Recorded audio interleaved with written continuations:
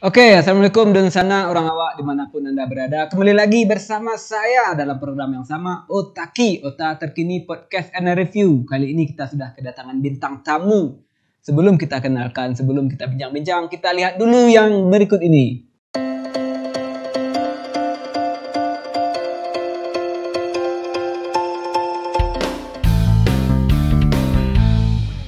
Oke, pemirsa Otaki, bersama sudah kita lihat sebuah cuplikan. Mari kita kenalkan bintang tamu kita pada hari ini, Ibu Saflinda MAG ya, benar sekali Bu ya. Benar. Ini MAG ini apa ini Bu? Master Agama. Oh, Master Agama Islam ya. Iya. Oke, Ibu Saflinda ini saya panggil Ibu, Kakak atau apa ini? Oh, apa yang nyamannya aja? Apa aja yang nyaman ya. Kakak aja lah ya. Kakak boleh. Oke ya, biar kita makin dekat ya, makin akrab, biar ngobrolnya santai ya. Oke, Kak. Nah gini, kakak saya dengar-dengar ini kakak ini profesinya PNS Ya. di Departemen Agama ya? Ya, Kementerian Agama. Kementerian Agama di Sekarang- Kabupaten 50 Kota ya? Ya.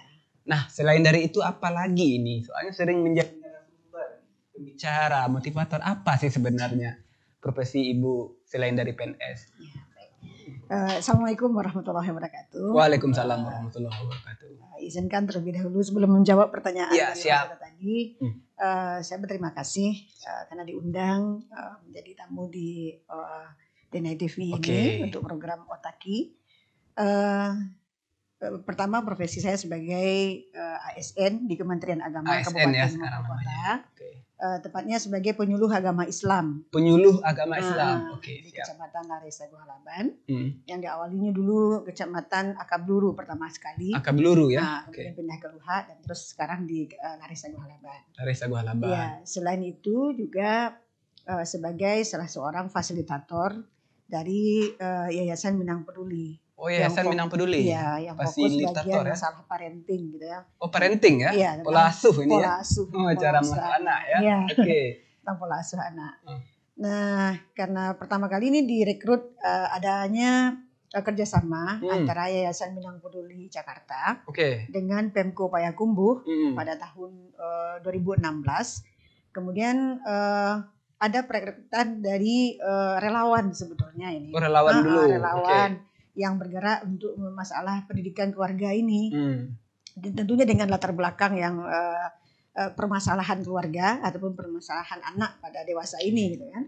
Nah, saya salah satunya yang ikut rekrutmen tersebut. Di rekrutmen itu Iya, ya. Oke. dari awalnya itu dari ada acara seminar yang cukup besar gitu ya Ya. di SMK 2. Kemudian ada perekrutan relawan. Dari peserta yang hadir waktu itu di jaringan 60 orang. 60 orang. Iya, dari 60 orang itu diberikan pendidikan Hmm. itu di kantor Balai Kota yang lama Oke. ya di Bukit Sebalut. Itu Ah. selama lebih kurang 12 kali pertemuan 3 bulan. Lalu dari 60 itu yang berhasil sampai akhir itu ya diberikan istilahnya SK-nya gitu Iya, sebagai surat fasilitator keputusan ya. Itu ada 27 orang. 27 orang ya. 27 Mengerucut orang, ya. mengerucut. Ini kayak audisi ya.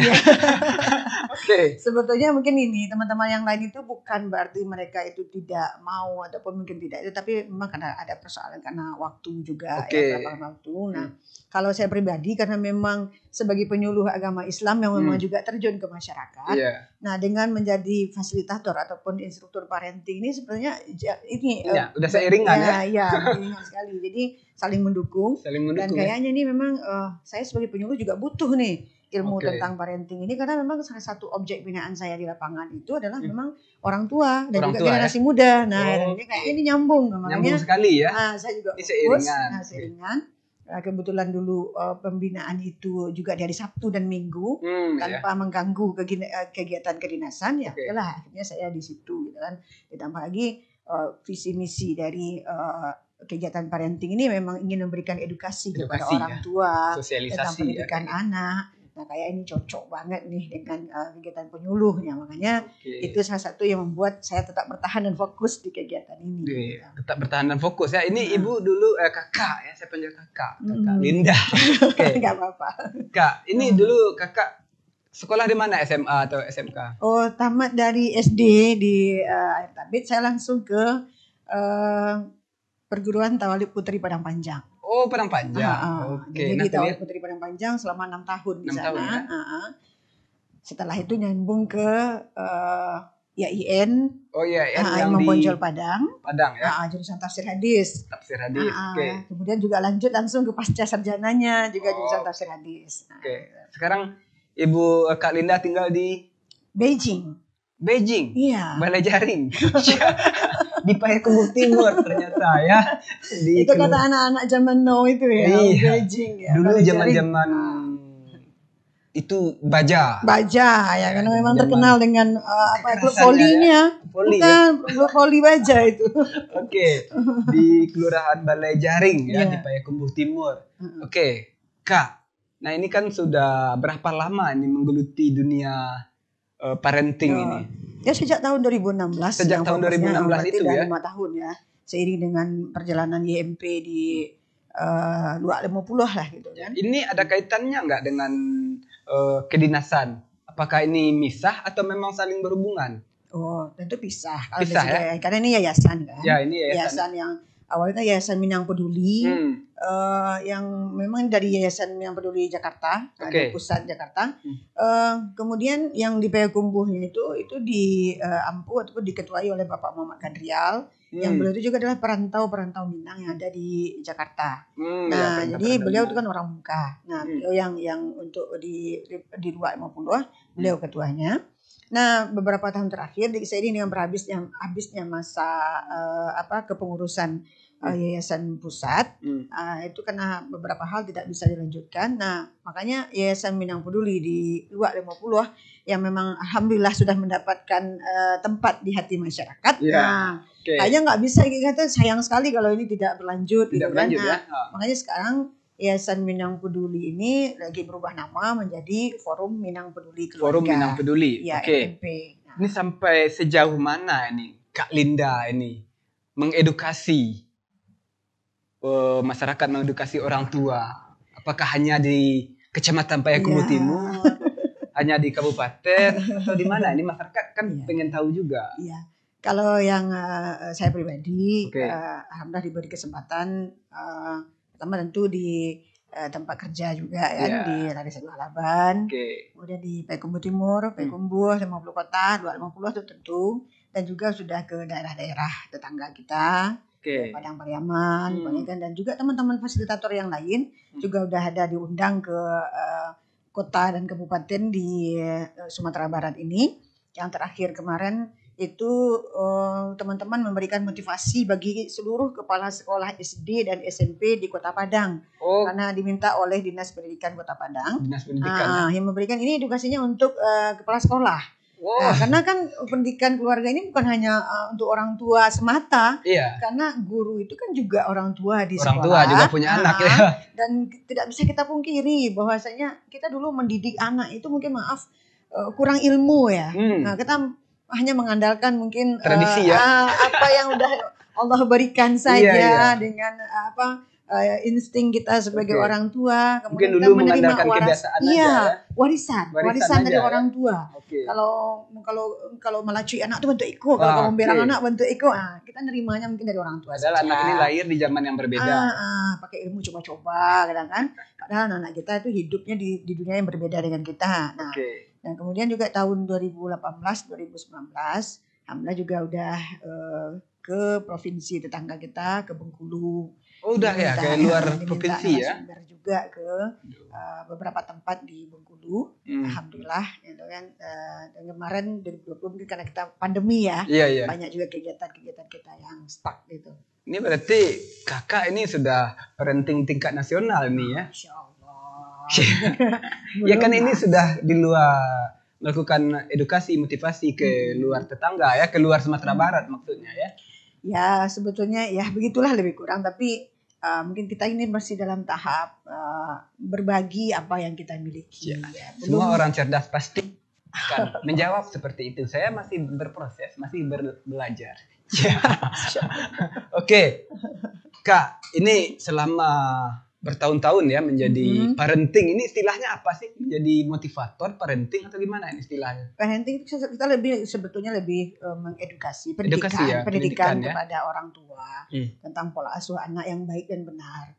Baik dalam arti kata sesuai dengan tahap tumbuh kembang anak. Dan juga benar dalam arti kata sesuai dengan panduan Al-Quran dan Sunnah. Karena parenting kita kan parenting, Islamic parenting ya. Islamic parenting ya. Misalnya pendidikan orang tua ini yang memang berbasis Al-Quran dan hadis. Bukan parenting itu kan banyak. Ada teori barat, ada teori ini.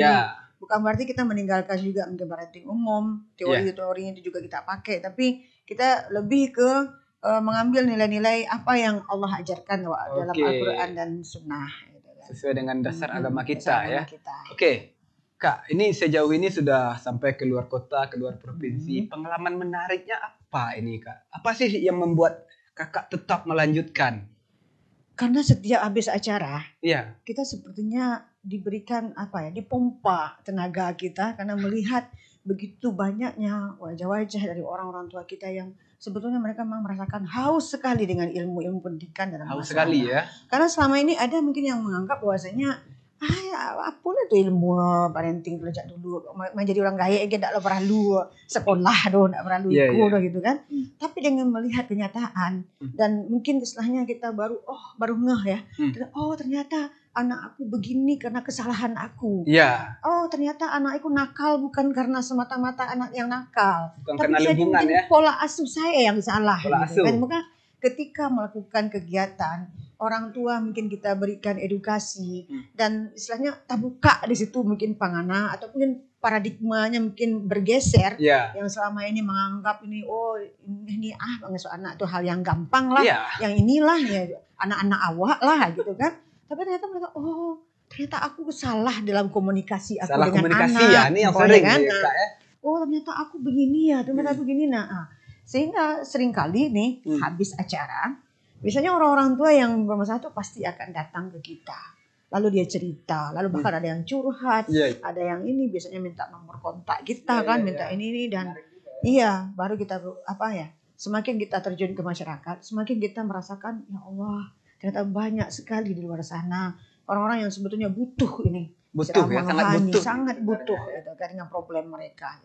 Kadang juga orang tua berpikir ketika anaknya sudah besar dan dewasa, ketika anaknya dalam tanda kutip durhaka, mereka langsung menyalahkan anak dan lingkungan. Sementara mereka tidak berpikir selama ini mereka ngapain. Itu ya. Sebenarnya apa sih Bu dasar sebenarnya anak ini nakal atau apalah, padahal dari orang tua, dari keluarganya tidak masalah. Apa sih dasar sebenarnya yang membuat anak ini keluar jalur?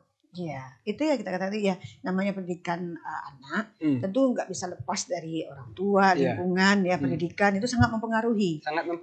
Tapi dari sekian banyaknya faktor yang mempengaruhi tentang karakter anak, tapi tentu yang paling berpengaruh itu adalah orang tua. Allah sendiri udah titipkan amanah itu kepada orang tua. Ya seperti dalam surat Tahrim salah satu dalil dalam Al-Qur'an aja. Allah katakan a'udzubillahi minasyaitonirrajim ya ayyuhalladzina amanu qu anfusakum wa ahlikum nara kata Allah. Orang-orang yang beriman peliharalah dirimu dan keluargamu dari api neraka. Begitu juga Allah katakan dalam surah An-Nisa ayat 9 wa yakhshal ladzina law taraku min khalfihim dzurriyyatan dhi'afa khafu 'alaihim falyattaqullaha wal yaqulu qawlan sadida. Ya Allah ingatkan nih kepada orang tua, hendaklah kalian khawatir meninggalkan di belakang mereka itu generasi yang lemah. Hendaklah khawatir orang-orang yang meninggalkan di belakang mereka itu generasi yang lemah.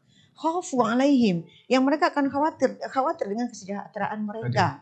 Merinding ini. Falyattaqullaha wal yaqulu qawlan sadida. Maka kata Allah sebetulnya kuncinya ada di belakang. Allah kasih solusi. Falyattaqullah, maka bertakwalah kamu kepada Allah. Wal yaqulu qawlan sadida. Lalu berikanlah ucapan yang benar kepada anak-anak. Jadi ucapan ya. Iya, perkataan yang benar. Berarti kan komunikasi ya? gitu kan. Jadi karena Allah udah perintahkan ini kepada tentunya orang tua pertama kali yang berpengaruh. Jadi kita sebelum menyalahkan lingkungan, sebelum menyalahkan pendidikan, berkaca dulu lah kita. Introspeksi dulu ke orang tua. Itu dan persoalannya memang panjang sekali nih, Bang, gitu kan? Karena nggak bisa selesai juga sebetulnya dengan kita bincang-bincang di Otaki ini ya. Tapi memang dari awal itu sendiri, dari proses awal anak itu terbentuk, Allah bertitipkan itu di rahim. Pengasuhan itu bukan hanya ketika anak setelah dewasa, anak ketika udah remaja. Iya, tapi Anak sejak itu dari SD, dalam sejak kandungan. dari dalam kandungan. Bahkan Oke. mempersiapkan generasi itu 20 tahun, 25 tahun sebelum anak itu lahir sebetulnya. Waduh, Dari menarik ayah sekali bundanya gitu kan. Nah, jadi Ya. ini yang harus kita dudukkan bersama. Jadi kalau di parenting Yayasan Minang Peduli, itu kan udah ada materi-materi yang bisa dikatakan agak baku ya. Jadi materi-materi ini harus diberikan nanti Ya. kepada apalagi untuk lembaga ataupun mungkin misalnya komunitas yang sudah ada MOU dengan YFB. Oh, Itu materinya memang bisa terukur. Nah, ada beberapa ini materi awal. Nah, ya. pertama kali materi yang diberikan itu adalah pergeseran paradigma pengasuhan. Yaitu Pergeseran. menggeser pemahamannya, Oh, pemahaman-pemahaman yang keliru dari orang tua. Bagaimana orang tua memandang anak? Bagaimana orang tua mungkin misalnya melihat anak ini artinya bagi mereka apa? Nah, itu ya. itu Ini nih. menarik. Anak ini sebagai apa sih untuk orang tua? Apakah ini aset? Aset ya, apakah anak Tapi itu? jangan dijawab dulu ya. Kita break sejenak.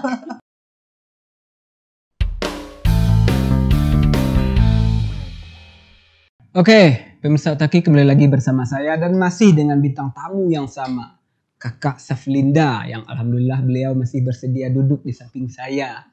Oke, Kak, kita bicara lagi ya tentang yang di segmen 1 tadi ya. Orang tua ini mempunyai anak, ini saya menarik sekali ini. Niatnya apa ini ya? Harusnya bagaimana ini, Kak? Apa arti anak itu? Apa arti anak ya? Aset kah? Formalitas kah orang punya anak, kita punya Atau anak? karena memang hanya untuk sekedar pelanjut keturunan. Pelanjut pewaris keturunan ya, saja. apalagi kita Minangkabau ini ya. Iya. Harus punya anak perempuan, kalau enggak harta warisan jatuh Siaran ke kemudian sepupu. beliau. Oke, menurut Kakak ini, orang tua harusnya menganggap anak itu seperti apa? Iya. Pertama kita tidak bisa pungkiri bahwasanya anak itu adalah takdir dari Allah. Takdir dari Subhanahu wa Allah. Ta'ala. Ya. Karena Allah juga sebutkan dalam surah Asyura. Asyura ya. Ya, ayat 49 maaf dan juga 50. Walillahi mulku samawati wal ard yakhluqu ma yasha yahibu liman yasha'u inatha wa yahibu liman yasha'u dzukur. Ini dari awal itu sebetulnya orang tua sebetulnya harus sudah menerima ketetapan bahwasanya anak itu adalah takdir Allah. Takdir Allah ya. Iya, memang campur tangan kita ikhtiar untuk Iya, mendapatkannya. pasti. Tapi sebetulnya yang paling punya hak prerogatif terhadap anak itu adalah Allah yang udah menitipkan kepada kita. Nah, karena jangan nanti ketika kita punya anak perempuan semuanya, punya anak laki-laki semuanya, atau ada anak kita itu yang memang 3 pasang, 4 pasang, sesuai sekali mungkin dengan kehendak kita lupa bahwasanya itu pandai dan punya anak, pandai beranak. Padahal sebetulnya Allah sudah setir kita ya dalam surah Asyura tadi, bahwasanya menjadikan anak laki-laki dan anak perempuan itu hak Allah. Hak Allah ya. Allah yang punya kita hanya bisa itu. menerima ya. Iya. Walaupun ada teori-teori mungkin misalnya ya bahwasanya kalau pengen anak perempuan makan ini. Iya, makan ini, makan itu ya. Mungkin ada usaha-usaha seperti ini. Tapi kita tetap harus kembali bahwasanya semua itu adalah ketetapan Allah Subhanahu wa Ta'ala. Jadi anak itu takdir. Ketika takdir kita terima takdir itu dengan ikhlas, dengan lapang dada. Oke. Allah kita mungkin berikan kepada kita anak seperti ini. Kadang ada mungkin yang maaf anak yang berkebutuhan khusus. Ya. Ketika lahir mungkin tidak sempurna fisiknya, tidak sempurna mungkin spesial akalnya, ini ya, anak spesial. Nah, bagaimana sikap orang tua terhadap penerimaan anak? Nah, itu kalau dipahami bahwasanya anak itu takdir, tentu kita ikhlas dan ini sangat mempengaruhi pola asuh kita terhadap anak ini selanjutnya. Nah, kalau di awal itu kita mungkin kurang ridho ya, kurang ikhlas dengan ketetapan Allah, bagaimanapun nanti tentu akan berpengaruh juga sikap kita dan cara kita untuk merawat anak ini ke depannya. Nah, jadi semuanya kita kembalikan pertama anak itu adalah takdir Allah. Ini ya intinya satu itu dulu ya. Itu dulu ya. Anak ini takdir Allah. Takdir Allah Subhanahu wa Ta'ala. Ya. Oke. Kemudian anak adalah amanah. Amanah, oke. Amanah dari Allah, karena amanah berarti kalau amanah tentu kita akan jaga dengan sebaik-baiknya, ya. Pokoknya seperti Om lah. Ya. Ketika ada mungkin janganlah yang jauh-jauh. Om kan juga punya atasan, ya. Lalu atasan berpesan, jaga anak lah. Mungkin titip anaknya. Saya juga punya anak, punya anak, ya mungkin misalnya kalau punya bos, punya pesan, punya amanah sama Om. Lalu gimana Om menjaga amanah tersebut? Ya tanggung jawab. Pastilah dengan yang baik, ya, yang pasti. ini karena pengen nanti bagaimana atasannya nggak marah, gimana atasannya senang ya dengan kinerja kita. Nah, sekarang kita pahami bahwasanya yang menitipkan amanah ini kepada kita Allah. Itu yang harus kita pahami. Bagaimana Yang kita menitipkan itu membuat senang Allah ya? Bagaimana membuat Allah senang, dan kita ngasuh itu sesuai dengan yang Allah kehendaki. Aduh. Allah inginkan anak kita tuh tentu anak yang sesuai maunya Allah. Anak-anak yang akan menjadi apa? Menjadi aset bagi kita. Sampai kita mungkin nanti ketika kita sudah tidak ada lagi di dunia ini, anak itu jadi aset. Karena Allah ingatkan, idza matal insan inqata'a amaluhu illa min salas. Shadaqatin jariyah aw ilmin yuntafa'u bihi aw waladin shalih. Nah, kalau manusia itu meninggal, putus amal ibadahnya kecuali 3 perkara ini. Sedekah jariyah, ilmu yang bermanfaat, dan doa anak yang soleh.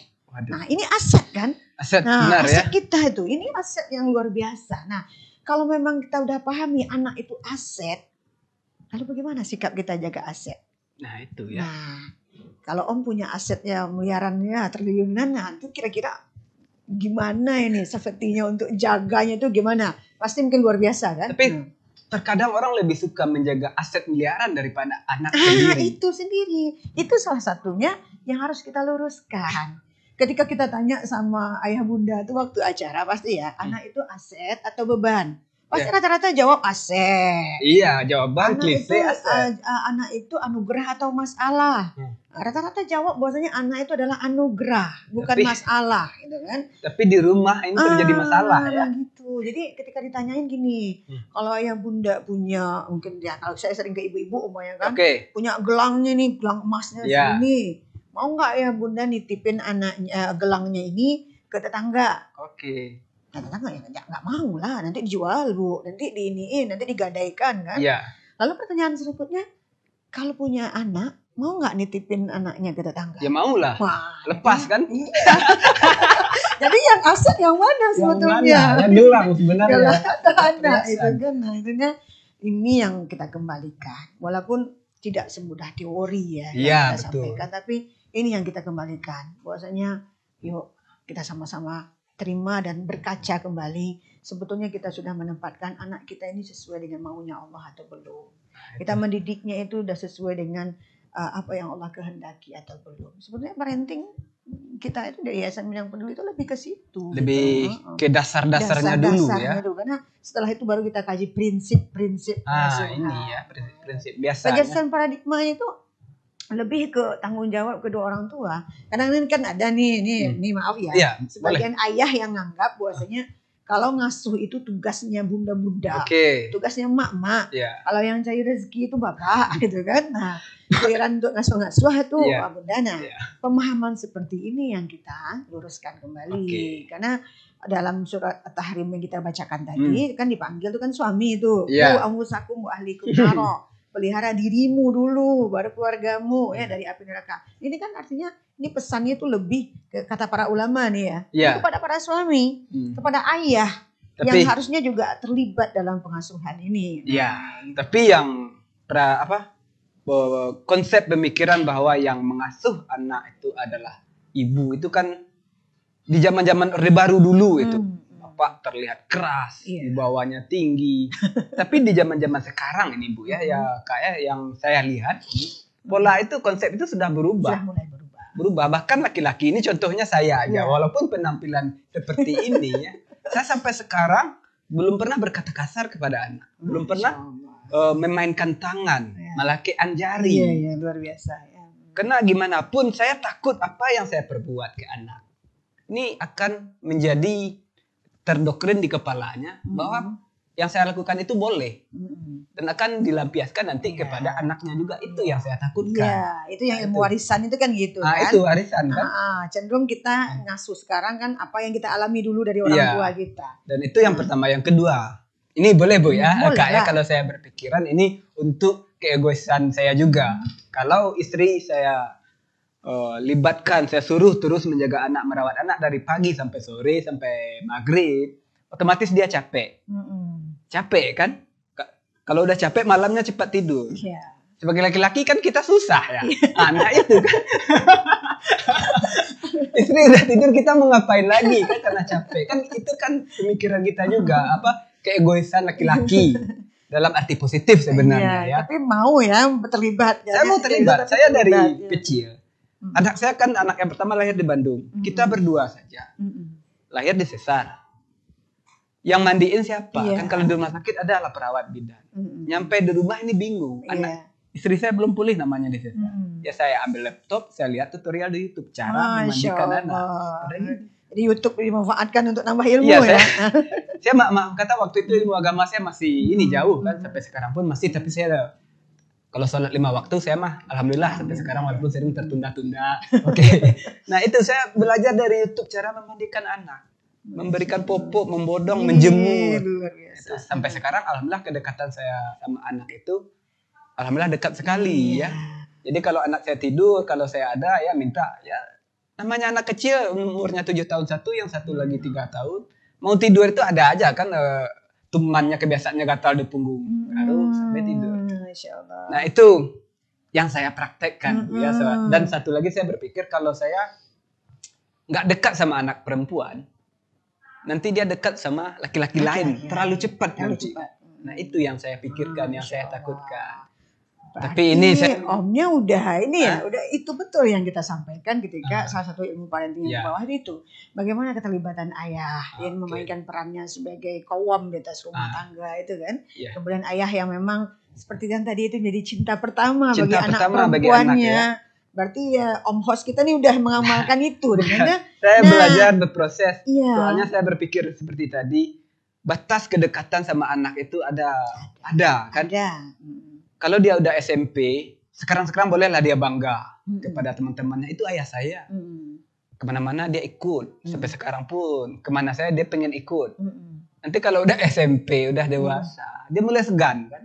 Sampai batas itu sampai waktunya tiba, ya udah kita pergunakan sedekat-dekatnya sama anak. Itu sih menurut pemikiran saya.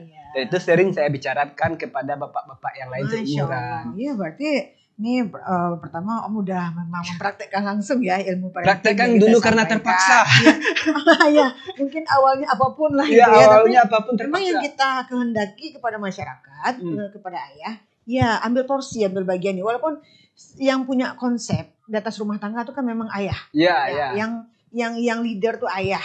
Yang ibu tuh kan sebetulnya sebagai wakil kepala sekolah. Ya, kepala sekolahnya kan ayah. Wakil kepala sekolahnya bunda. Ya, ibarat bawa truk ini kondekturnya ya, supirnya jadi sebagai ada ayah. Kan pepatah mengatakan madrasatul ula. Ibu itu adalah pendidik pertama bagi anak-anaknya. Tapi wal ab mudiruha, dan ayah itu adalah kepala sekolahnya yang punya kendali, yang punya visi itu kan sebetulnya ayah. Lalu ayah visinya ini disampaikan ke ibu, ke istri. Nah, lalu berdua ini menyampaikan visi misinya ke anak-anak. Nah, jadi alhamdulillah memang yang kita harapkan, yang praktekkan itu yang kita kehendaki. Itu yang dikehendaki. Ayah itu ambil bagian bahwa kita harus, salah satu yang kita geser paradigmanya itu, jangan semata kita memahami bahwasanya yang mengasuh ini istri, yang cari rezeki itu ayah. Nanti ketika dia pulang nggak boleh lagi diganggu. Datang anaknya bagi yang kecil kan.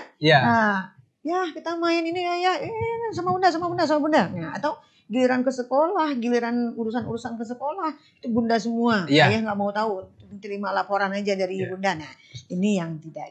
Sampai sekarang saya masih berproses, belum saya merasa 100% bisa seperti itu. Kadang juga kita ada blundernya ya. Tapi kebahagiaan sejati saya sebagai ayah ketika saya pulang kerja, 2 orang anak mengejar dan menyambut saya dengan bahagia itu susah saya ungkapkan dengan kata-kata. Soalnya jarang saya mendapatkan itu waktu kecil. Karena mungkin pola asuh anak yang salah mungkin waktu saya kecil dulu ya. Mungkin karena kehidupan, karena apa ya. Saya nggak menyalahkan itu. Kita maafkan, kita memaklumi. Tapi saya ingin meng-cut. Motor jangan sampai kita memutus rantai yang tidak baik itu. Yang tidak baik itu. Ibarat kata orang, jangan membiasakan yang biasa, tapi membiasakan yang benar. Betul sekali Bu ya. Sepertinya saya banyak belajar dari kakak ini. Kakak kan dari ilmu agama sudah digabungkan gitu kan, sudah kalau saya belum. Nah itu nanti saya pengen kita diskusi lah di tempat lain atau di mana yang lebih, kalau sini kan durasinya terbatas. Kepada kakak lagi ini, penampilan saya sebagai seorang ayah seperti ini, itu menurut kakak secara pribadi bagaimana? Masya Allah. Nah, itu boleh dikritik, boleh saran segala macam. Iya, mungkin kalau di dunia entertain ya, kalau mungkin ini mungkin hal-hal yang udah dimaklumi ya, Iya. luar biasa. Eh, tapi mungkin dari segi pandangan umum, Iya, pasti. tetap aja mungkin atau dari segi kacamata agama Iya. atau adat lah gitu ya, Iya. ya di masyarakat kita. Biasanya kan udah lazim yang laki-laki itu berambut pendek. Iya. Ini menjaga etika ya sebetulnya. Iya, nanti jangan sampai ketika omnya boncengan dengan anak perempuannya, Iya. dikirain nanti dia mungkin juga dengan teman perempuannya atau mungkin dengan ininya. Padahal ini ayahnya loh, nah itu kan. Oke. Itu juga mungkin jangan sampai sebetulnya hal-hal seperti ini kan kalau bisa kan kita putus dari awal dan dari berbagai aspek.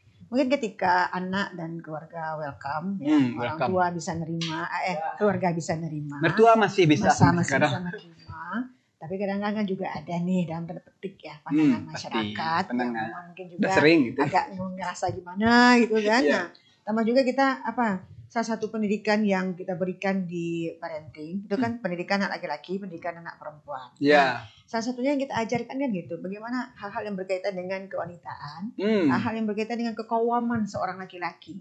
Jadi laki-laki itu di samping ilmunya, di samping kesiapan fisiknya, yang finansial, fisik performance-nya itu kan juga harus mendukung. Performa ya. Okay. Jadi laki-laki itu kan dalam pikiran kita kan dengan kasual kah, formal kah itu kan terserah ya. Yeah. Tapi kalau dalam pandangan saya memang ayah itu lebih cocoknya berambut pendek. Gitu. Aduh. Gimana ini ya? Nanti insya Allah seperti kata kita tadi semua ada proses. Saya pasti akan berubah suatu saat nanti. Tapi saya pengennya dengan penampilan seperti ini agar anak saya tahu bahwa orang-orang seperti ini tidak perlu dijauhi. Ternyata baik loh. Toh yang kadang kebalikan. Yeah. Tapi kita nggak bahas itu ya. Karena itu kita break sejenak.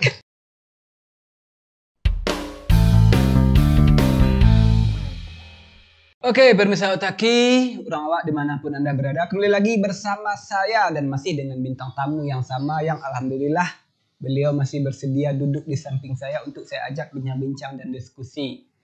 Ibu Saflinda MAG, saya panggil Kakak Linda saja biar makin obrolan kita makin lebih dekat, santai dan segala macam. Ini Kak, ini kan suasana pandemi ini ya. Iya. Orang tua di mana-mana pusing cara mengajari anak, cara mendidik anak. Istri saya juga kemarin sempat pusing. Aduh, begini ya cara mendidik anak tanpa guru ini. Nah, ini sebagai orang tua, apa sih kebijakan kita sebenarnya? Yeah. Menjaga anak, merawat anak, mendidik anak di masa-masa pandemi ini. Apalagi ini belajar tatap muka belum ya sampai sekarang ya. Ini apa yang harus kita lakukan ini, Kak? Iya, ini pertanyaan Om Host ini kekinian sekali ya. Iya, kekinian ini pandemi kan. Itu sejak mulai pandemi ya 2020 kemarin itu memang persoalan yang sering ditanyakan oleh orang tua ini kan ini. Nah, bagaimana nih ngasuh anak di masa pandemi ini? Ngasuh anak ketika daring, dimana orang tua memainkan peran yang luar biasa ya. Karena di samping guru juga ya, tukang masak juga, semuanya dilakoni oleh orang tua. Saya mungkin di awal-awal tidak bisa kita salahkan ya, banyak orang tua yang mengeluh, juga ada yang cuap-cuap ya di media sosial, ada yang pengakuannya naik tensi ya, karena ada ngasuh anak nih di mobile mini-nya menghadapi anak, ini. Nah, kalau kita melihatnya ya, mungkin ini pandemi ini juga Allah kasihkan salah satu cara bagi kita untuk mengevaluasi diri. Ya, untuk mendekatkan kita lagi ya. Kenapa? Ya bisa jadi kita nggak bisa pungkiri. Paham sekali kita apa yang dirasakan oleh orang tua. Apalagi saya kan juga punya saya punya sekolah ya. Punya TK dan SD An-Nazir gitu ya. An-Nazir ya? Iya, Oke. An-Nazir itu ya kita mendengarkan itu bagaimana keluhan-keluhan dari wali santri kita, wali murid kita. Ya, kalau bisa tatap muka aja. Iya. Kalau bisa mungkin belajarnya di sekolah aja. Nih, saya potong dulu. Kak, kalau memang melalui daring atau virtual kita belajar itu memang kurang masuk kurang ya. efektif ya. Saya lebih waktu saya di Panascam dulu ya, ketika rapat-rapat melalui Zoom, virtual daring segala macam itu, kita tatap muka langsung lah. Lewat ini tuh saya pusing gitu ya kan. Kalau melihat seseorang ketika dia berbicara, kita bisa melihat gestur wajahnya bagaimana. Tapi kalau sekarang nih ruhnya itu nggak ada ya. Ruhnya nggak ada. Tapi ya itu yang kita harus dudukkan, persoalan itu udah banyak yang muncul kayak gitu kan, pertanyaan orang tua. Nah, lalu bagaimana kita menyikapinya? Menyikapi. Kan gitu. Nah, ini yang dibutuhkan masyarakat orang tua sekarang, termasuk kita saya. Menyikapinya. Ya, pandemi ya dia udah terjadi. Dan keputusan dari pemerintah juga udah menetapkan anak-anak ini belum tatap muka. Nah, lalu sikap pertama itu yang kita sampaikan tadi. Mungkin ini salah satu cara Allah untuk evaluasi ya. Memberikan waktu jeda bagi kita untuk evaluasi. Kamu selama ini gimana ngasuh anaknya? Apakah kamu udah mewakilkan aja kepada guru ya? Yang selama ini mungkin kita nganggap udah selesai, saya bayar mahal, saya bayar ini ke sekolah, ya udah sama di sekolah. Nah, saya hanya tukang ini bisa itu kan. Sementara di kacamata agama kan bukan berarti ketika orang tua udah memberikan biaya pendidikan ke sekolah ataupun lembaga pendidikan, bukan berarti peran kita sebagai orang tua selesai. Karena sekolah itu kan sebetulnya mitra yang membantu kita. Tetap aja kalau untuk karakter, untuk segala macam itu di atas rumah orang tua. Makanya ketika pandemi terjadi anak daring, yuk kita mungkin Allah kasih waktu untuk merevisi kembali bagaimana sebetulnya konsep pendidikan dan program orang tua terhadap anaknya. Kita sebagai orang tua nih jujur ya, kita kan banyak kekurangan program, kurang konsep kita dalam mengasuh anak kita itu. Nah makanya ketika anak kita dipulangkan oleh dari sekolah ke rumah, kita bingung. Kita mau ngasih materi apa nih sama anak, kita belum siap. Karena anak kita udah tumbuh terus dan tanpa terasa sekarang udah masuk tahun kedua ini. Kita masih bengong, nggak tahu juga apa yang mau kita kasih kepada anak kita. Ya kita revisi ulang. Nah yang kita targetkan dari anak ini pertama apa? Nah, makanya di ilmu parenting kan sebetulnya kita memahami perkembangan anak ini sesuai dengan tahap tumbuh kembangnya itu. Nah, kalau anak SD pencapaiannya apanya? Selama ini mungkin kita agak terfokus kepada knowledge aja. Maksudnya keilmuan yang mengisi otaknya. Mungkin kita kurang mengevaluasi juga bagaimana pengamalan akhlak, karakter, dan juga ibadah dari anak-anak kita. Sudahkah mungkin ilmu yang dia dapatkan itu sejalan dengan yang dia praktekkan dan bagaimana akhlaknya? Itu mungkin juga patut menjadi evaluasi kita. Nah, ketika mungkin pendidikan itu dikembalikan ke rumah, misalnya Allah kasih jeda. Kalian stop dulu lah masalah masalah yang sifatnya nambah ilmunya ya. Coba lihat dulu. Anak kamu yang SD, kalau pencapaiannya kata Allah di 10 tahun itu, idealnya masalah sholatnya udah tuntas.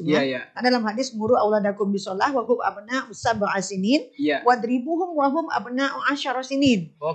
Pukul anakmu kalau dia sudah berumur 10 tahun. Ini artinya 10 tahun anak kita itu sebetulnya sholatnya harus bisa baik dan benar. Nah, sebagai seorang muslim mungkin kita sekarang revisi dulu nih, lihat dulu. Nanti dululah masalah keperkalian, masalah ilmu ini. Kamu paksa dulu. Ini yang akan dipertanggungjawabkan sampai akhirat. Ini udah selesai atau belum? Saya ini mungkin kita sekarang kata Allah mengarahkan lagi, periksa lagi nih masalah ini. Akhlak kamu, anak-anak kamu. Allah Rasulullah ajarkan kita minum jangan berdiri, kita minum mungkin harus baca doa. Nah, kita lihat. Saya tertarik adakah ini prakteknya di anak-anak kita di rumah? Sudahkah anak-anak kita mungkin yang 24 jam di rumah itu makannya itu sesuai adab-adab Islami? Mungkin kata Allah sekarang kamu waktunya untuk memantapkan kembali ini persoalan adab anak-anak. Jadi sebenarnya kita nggak perlu terlalu pusing ataupun terlalu stres ketika anak tidak bisa mencapai target-target tertentu dari tema-tema ataupun materi-materi di sekolah. Tapi saya tertarik dengan ketika anak umur 10 tahun belum juga sholat, boleh ini dipukul ya? Iya, diberikan sanksi. Sebelum ini terjadi, kenapa ini anak nggak mau sholat juga umur 10 tahun? Apa karena diajarkan hanya di umur 10 tahun? Kan itu yang perlu orang tua berkaca ya. Coba diajarkan dari umur. Perintahnya 7 tahun. Muru auladakum perintahnya 7 tahun. Dari 7 tahun. Perintah. Tapi sebetulnya ada yang pendidikannya itu yang lebih mudah melekat di anak tentu dengan adanya visualisasi di rumah. Adanya Saya misalnya Ibu Kak ya, saya walaupun tampang-tampang begini, tapi kalau maghrib ini saya sholat menjadi makmum, saya imamnya menjadi makmum itu anak saya yang berdua itu, walaupun mereka belum paham betul apa, tapi saya sudah berusaha mengajarkan bahwa gerakan sholat seperti ini, bahwa waktunya sholat ya waktunya jam-jam segini. Nah itu, saya takutnya nanti kalau di umur 10 tahun mereka nggak mau, padahal saya ajaran, ini salah saya juga kalau mukul kan itu kan sebelum terjadi pukul-pukulan ya sok mari kita ajarkan dari sekarang kan itu. Iya, itu maksudnya bukti ketegasan ya.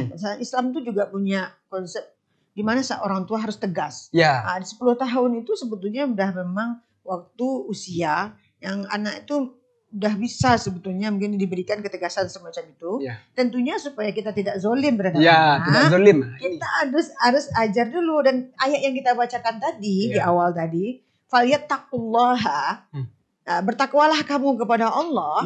Di sini kan juga tersirat pesannya. Bahasanya yang bertakwa duluan kepada Allah itu kan ayah bunda. Lihatkan kesolehan kita di atas rumah. Lihatkan kedekatan kita kepada Allah di atas rumah. Kita nggak bisa nyuruh anak sholat sementara kita sendiri belum sholat. Kita nggak bisa nyuruh anak ngaji sementara ayah bunda entah kapan baca Quran gitu kan. Makanya kan contoh dulu kan. Sholat. Kita gini aja ya. Ayah ntar lagi ya, bunda yuk sebentar nangguang. Nah ini menarik bisa, kan? Kayak anak sekarang kan terpapar ini gadget, ponsel cerdas ini. Apalagi di pandemi ini ya, mereka tidak bertatap muka ke sekolah, lebih banyak di rumah. Ini apa yang orang tua harus lakukan agar anak-anak ini tidak terlalu tertular ini? Pertama masalahnya kita memang ini masalah. Nggak bisa kita pungkiri. Gadget itu kan sebetulnya dua sisi. Bisa bermata dua. Bisa bermata dua. Dia punya manfaat, dia punya mudarat. Ketika tidak digunakan sebagaimana semestinya. Memang persoalan yang paling banyak persoalan anak sejak pandemi ini kan memang terpapar gadget.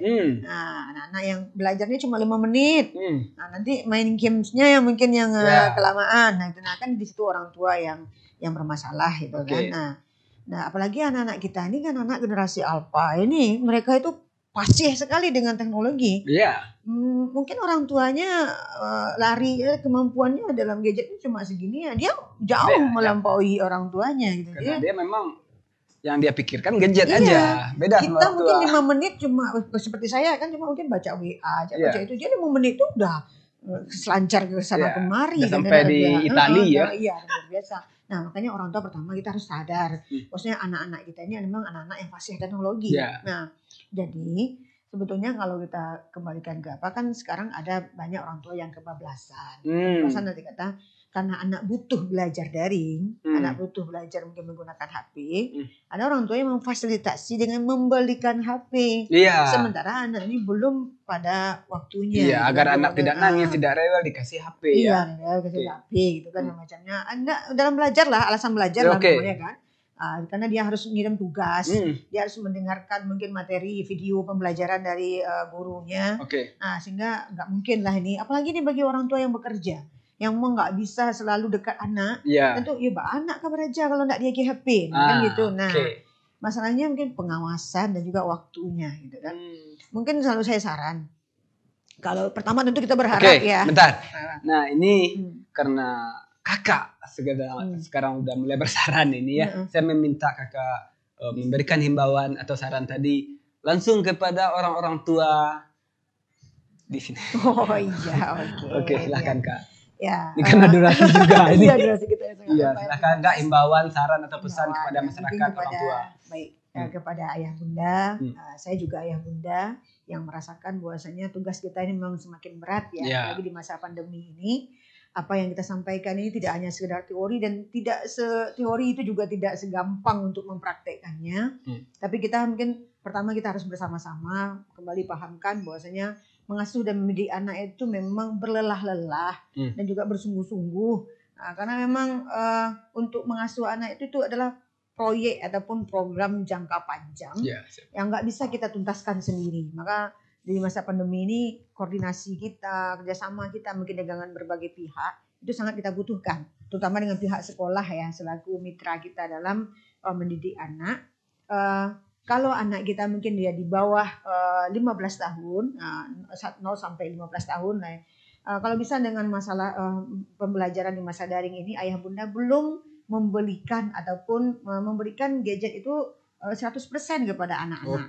Kalau bisa statusnya masih pinjam pakai. Jadi anak belajar pakai gadget ayah bunda. Ya, jadi ayah pastikan gadget ayah bunda pun steril dari hal-hal yang tidak pantas ditonton oleh anak. Ya.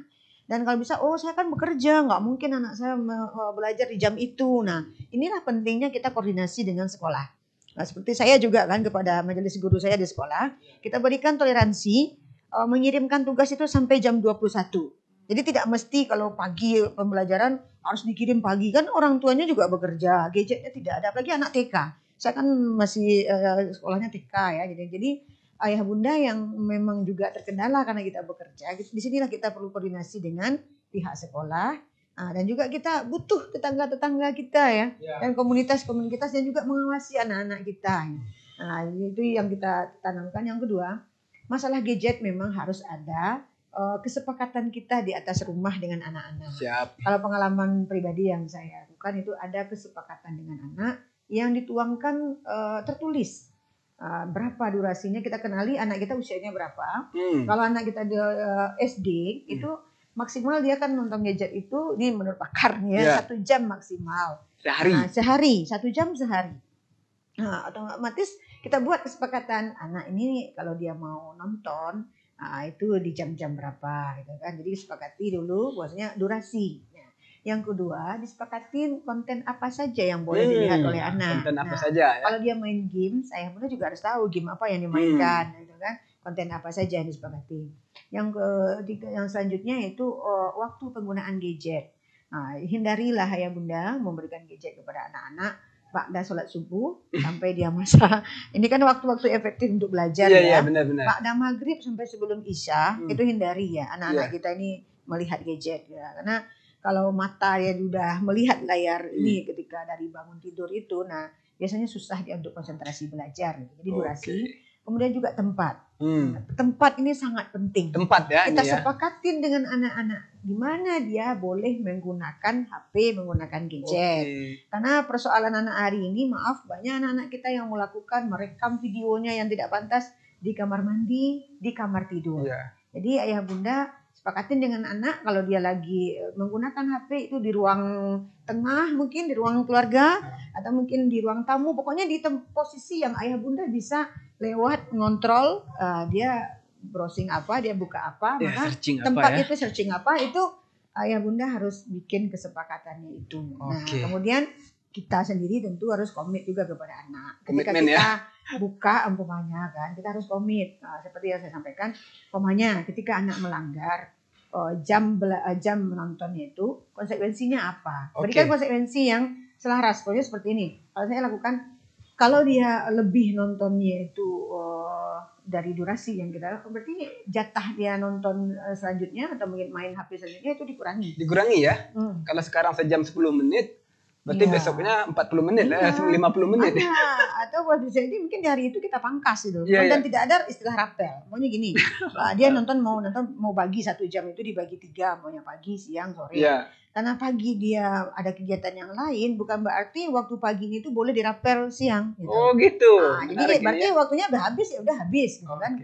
Kita tanda tanganin, kemudian ini dia sendiri tanda tanganin. Kemudian diketahui oleh ayah bunda. Menarik sekali ini salah satu solusinya. Nah baru nanti ketika anak kita udah sampai usia rusda, itu kalau kita buka surah An-Nisa ayat 6 ya, Allah katakan anak itu baru bisa dikasih HP sendiri kalau dia udah rusda. Anak itu udah cerdas, bisa membedakan yang baik buruk. Jadi sampai usia yang pas untuk menikah. Jadi berarti kan udah dewasa sekali. Nah berarti keliru kalau seandainya kita memberikan anak kita itu gadget usia SD, usia SMP. Nah, itu mungkin himbauannya ayah bunda, kita jangan terburu-buru panik ataupun ngerasa beban hidup kita semakin berat ya mendidik anak-anak kita. Nah, kita fokuskan kembali pendidikan karakter, pendidikan ibadah ya, pendidikan mungkin skill. Nah, kita kenalin anak-anak kita, mereka berbakatnya apa. Nah, kita kembangkan itu. Kita berikan mungkin tidak hanya memenuhi otaknya saja, tapi juga kita isi dadanya. mudah-mudahan harapan kita pandemi ini cepat berlalu. Amin, amin. Karena bagaimanapun, saya juga sepakat bahwasanya pertemuan dan pembelajaran tatap muka itu pasti jauh lebih efektif dan juga mungkin misalnya ruh dari guru itu akan lebih terasa, kelekatannya dengan murid itu juga lebih terasa. Maka kita berharap kalau bisa ya, setidaknya juga nanti ini kepada pemerintah kita, kalau daerah kita ini umpamanya tidak zona merah kalau bisa mungkin ya tatap muka ini diberlakukan dan diizinkan lagi tentunya dengan menjaga protap kesehatan. Bagi saya juga sebagai ASN, saya juga menghimbau kepada masyarakat semuanya, mari kita patuhi protap kesehatan. Termasuk nanti juga ketika sebentar lagi nih Idul Adha, kita ikuti itu surat SE 15 ya. SE surat edaran ya surat edaran dari Kemenak RI ya, yang mengajak kita bahwasanya untuk tetap menjaga protap kesehatan untuk penyelenggaraan sholat Idul Adha dan juga penyelenggaraan ibadah kurban. Oke. Terima kasih Ibu Saflinda yang saya panggil kakak. Terima kasih sudah hadir di sini. Banyak sekali pelajaran yang saya petik secara pribadi ya, banyak sekali ilmu-ilmu agama tadi yang diungkapkan. Ini baru pertama kali ini ada digabungkan kan antara ilmu agama dengan akademis ya. Ini membuat saya gemetar dan sangat berterima kasih sekali kepada kakak. Mudah-mudahan apa yang kakak inginkan, apa yang kakak harapkan mudah-mudahan cepat tercapai. Dan mudah-mudahan pandemi ini cepat berakhir ya. Nah, ini mohon maaf kalau ada salah-salah kata. Sama. Mudah-mudahan ada waktu dan kesempatan bolehlah kita undang lagi ya. Iya, insya Allah kami dari IMP ataupun dari saya sebagai penyuluh agama Aminah Peduli ya. Aminah Peduli dan juga saya nggak bisa pungkiri saya hadir di sini juga karena izin dari atasan saya. Maka saya ucapkan terima kasih banyak kepada Kepala Kantor Kementerian Agama Kabupaten Maluku Kota dan juga dengan segala jajarannya yang memberikan kelapangan kepada saya untuk hadir di sini karena ini kan di jam dinas. Makanya ucapan terima kasih itu kepada Kemenak dan juga IMP. Makasih kakak. Pemirsa Otaki, cukup sekian Otaki kali ini dari bincang-bincang saya bersama narasumber, bersama Ibu Saflinda MAG, Master Agama. Ada beberapa kesimpulan yang saya petik, salah satunya yaitu dari yang diungkapkan oleh Ibu Saflinda tadi, bahwa sebelum kita punya anak, kita harus mengerti dulu arti anak ini apa ya. Anak ini takdir dari Allah dan memang harus kita amanahkan ya, memang harus kita rawat dan kita jaga semaksimal mungkin ya. Itu dulu ya, arti anak ini apa menurut kita ya. Itu dulu. Karena kita masih dalam suasana pandemi, tetap pakai masker, jaga hati, jaga jarak, jaga perasaan dan jaga hubungan baik dengan siapapun termasuk dengan para penyuluh agama, parenting dan lain sebagainya, agar kita tahu bahwa yang merawat anak itu tidak saja istri, tapi juga suami. Karena itu tanggung jawab bersama. Jangan mau enaknya saja kalau nggak mau anaknya. Assalamualaikum warahmatullahi wabarakatuh.